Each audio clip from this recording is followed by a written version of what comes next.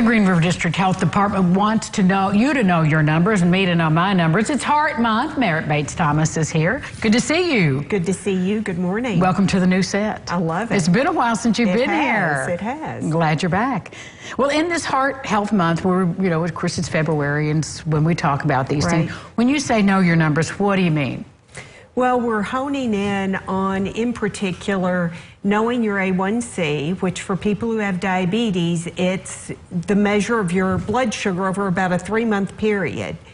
And that number, when we say know your numbers, it really invites a good conversation with your healthcare provider. Because for us to talk pinpoint numbers, they could be slightly different for different individuals. So the key is have that conversation with your healthcare provider. Do they want to see your A1C if you have diabetes at 7 or below? For somebody who doesn't have diabetes, it would need to be lower than that. Blood pressure, the standard 120/80, but again, having that conversation because 120/80 is right at the tipping point of developing pre-hypertension. So know your numbers well enough to know when you should be asking some questions because a healthy blood pressure typically runs below 120/80 or right at 120/80. Now, I guess I did not know that piece. I know there's been some conversation about the norms changing a bit. Right, and different standards with the American Heart Association guidelines and standards, and a couple of different viewpoints floating around. So that's why you have that conversation with your healthcare provider, and you pay attention to what your numbers are. And related to cholesterol, 200 or below, but then there's a breakdown. There's the high-density lipoprotein, which is the good. You want it to be up higher, and you want the low-density lipoproteins to be below 100. Again, it's all relational. If you have existing heart disease, if you have diabetes, you may look for a lower number. Well, again, that's why you talk to your doctor. Exactly. And then triglycerides, that other fat, it isn't really part of cholesterol, but it gets looped in there because it can be impacted by the fats in your diet, but also other things that you're eating. So what is the difference? Because we do hear about triglycerides and cholesterol, high and low. What's the difference in triglyceride and cholesterol? Well, two different types of fat, but triglycerides can also be more susceptible to the amount of sweets that you're eating. Chocolates, sweets, cookies, desserts, things along that line.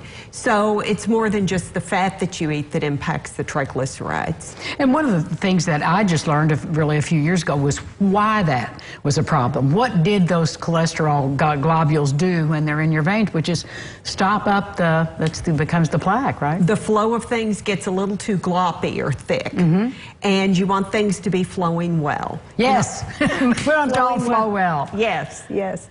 So key things you can look to do are eat as healthy as possible and then stay active, be active, and exercise. How much exercise? Regular physical activity, at least 30 minutes a day, but we all know it could be more than that. And if you're going for more than that, that's great. Just stay active, eat healthy.